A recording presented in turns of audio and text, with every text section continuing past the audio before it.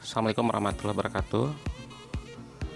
Anak-anak semua kelas 4C SD Cipedak 02, apa kabar? Mudah-mudahan sehat semuanya. Pagi ini kita melanjutkan pembelajaran kita di tematik tema 1, kebersamaan dalam keberagaman. Sekarang kita sudah masuk di subtema 2. Mudah-mudahan kita terus semangat. Untuk ayah bunda juga terima kasih terus mendampingi pembelajaran anak kita, baik secara langsung maupun tidak langsung dari tempat yang berbeda. Baik, hari ini kita akan mempelajari kelanjutan dari pembelajaran kemarin untuk bahasa Indonesia, yaitu gagasan pokok dan gagasan pendukung. Secara baik anak-anak kita kemarin atau hari-hari sebelumnya telah bisa memisahkan gagasan pokok dan gagasan pendukung. Namun pada hari ini saya akan mengilustrasikan dalam bentuk sebuah pohon, di mana gagasan pokok itu kita jadikan sebagai batangnya dan cabang dan daun itu sebagian dari gagasan pendukungnya. Kalau kita lihat misalnya pada visualisasi ini, gagasan pokok biasanya ditempatkan di bagian awal atau bagian akhir sebuah paragraf.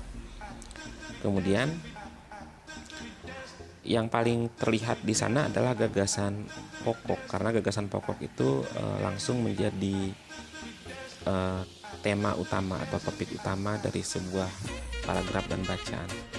Sehingga kalau gagasan pokok biasanya ditempatkan pada awal atau bagian akhir paragraf, maka gagasan pendukung tentu di antara keduanya. Jadi gagasan pendukung berada di tengah-tengah paragraf dan mendukung gagasan pokok untuk keseluruhan paragraf. Sebagaimana kita lihat tadi pada tampilan gambar ini, gagasan pokok digambarkan sebuah pohon yang dibantu oleh banyak cabang, dan cabang itulah yang kita sebut sebagai pendukungnya. Apalagi setelah itu anak-anak semua, kita lihat kalau kemarin ada semacam peta pikiran. Karena kita hidup di Jakarta, tentu kita hidup di tengah-tengah suku Betawi.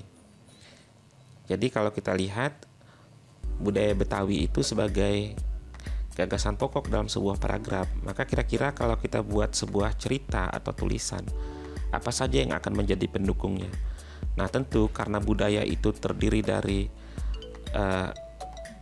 warisan sejarah juga, yang kemudian kebiasaan-kebiasaan yang terjadi di dalam masyarakat merupakan bentuk dari tradisi yang turun-temurun.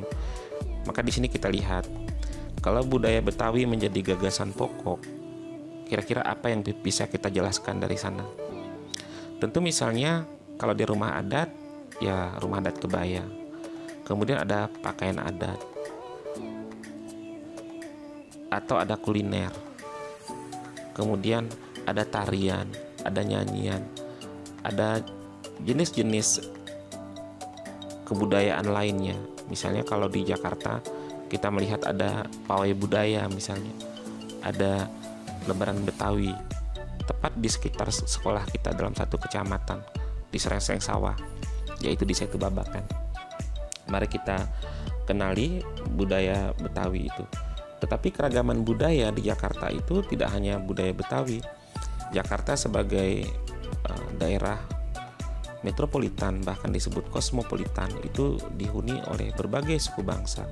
Di sini sudah terjadi pembauran yang sangat beragam. Nah, lalu apa yang tugas kita? Sebagaimana penjelasan kemarin adalah mari kita terus merajut persatuan, saling mengenal perbedaan kebudayaan dalam keberagaman, karena sesungguhnya kekayaan tradisi itu baik berupa adat, kebiasaan, seni, hal-hal lain yang merupakan komplementer atau sumbangan dari tradisi daerah, merupakan satu kekuatan tersendiri bagi bangsa kita, yaitu menjadi kekuatan budaya nasional.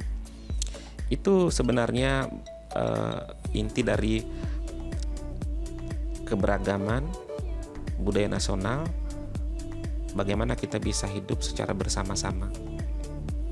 Terkait dengan muatan bahasa Indonesia, yaitu gagasan pokok dan gagasan pendukung. Kemudian Pak Irwan ingin melanjutkan ke satu muatan pembelajaran lain, yaitu bagian kedua ilmu pengetahuan alam tentang bunyi. Pada waktu-waktu kemarin kamu telah mencoba bagaimana membuat telepon kaleng, ya, menghubungkan dua buah kaleng dengan benang. Apa yang dimaksudkan di situ adalah kita ingin membuktikan bahwa suara bisa merambat. Suara dapat merambat dalam 3 media. Salah satu yang sudah kita buktikan hari ini adalah kita mencoba bagaimana rambatan bunyi di dalam zat cair. Tentu sekarang ini ketika video ini Bapak kirimkan, kamu semua sedang melakukan percobaan di rumah bagaimana rambatan udara di dalam zat cair, karena kemarin sudah melakukan rambatan udara di dalam benda padat. Dan nanti kita akan coba pada percobaan ketiga adalah rambatan udara di dalam air. Sekarang udara, ya kalau udara sebenarnya tidak perlu dicoba ya, karena memang ini juga sampai ke kamu karena adanya rambatan udara, rambatan suara di dalam udara. Mari kita lihat perambatan bunyi. Nah, bunyi adalah hasil getaran benda. Jadi kalau kamu misalnya mengambil sebuah penggaris, lalu penggaris itu kamu getarkan di sekitar telinga kamu, maka akan terdengar suara bunyi. Jadi kenapa dia bunyi atau kenapa dia berbunyi? Karena adanya getaran benda itu yang bergesek dengan udara. Kemudian kenapa bunyi itu bisa terdengar? Ada syarat-syarat agar kita bisa mendengarkan energi bunyi, ya, atau bunyi sebagai sebuah energi. Pertama, adanya sumber bunyi itu sendiri. Nah, sumber bunyi adalah benda yang menghasilkan bunyi yang dimulai dari sebuah getaran yang merambatkan energi dalam bentuk gelombang. Kenapa Pak Irwan contohkan di sini banyak variasi alat musik? Karena misalnya drum, ada gitar yang dipetik, ada seruling yang ditiup, kemudian banyak beragam alat musik. Piano misalnya, itu bagian-bagian dari alat yang bergetar, dan karena getaran itulah menghasilkan bunyi dalam rambatan energi yang disebut dengan gelombang bunyi. Kemudian itu semua tidak akan bisa sampai ke telinga kita jika tidak ada perantara. Apa perantaranya? Kemarin kamu sudah lakukan menggunakan zat padat, yaitu benang. Nah, sekarang air. Mungkin jika kamu nanti coba juga tambahannya, kalau misalnya kita sudah bisa keluar rumah, bisa ke kolam renang, uji dengan teman kamu. Misalnya membawa batu di dalam kolam renang, kemudian kamu pukul kedua batu itu, apakah teman kamu yang satunya bisa mendengar? Nah, kalau bisa, itu artinya suara bisa merambat di dalam zat cair. Kemudian kenapa bisa terdengar sampai ke telinga kita? Ya, karena memang adanya alat pendengar. Gelombang bunyi ditangkap oleh daun telinga, kemudian gelombang bunyi masuk ke dalam liang telinga yang lebih dalam. Lalu gelombang bunyi itu menggentarkan gendang telinga dan diubah menjadi energi mekanik yang bisa kita dengar seperti kamu mendengar suara Pak Irwan sekarang. Ini sebagai sebuah pengantar saja, kamu didalami secara mandiri di dalam buku tematik yang sudah kamu miliki khusus tentang bunyi.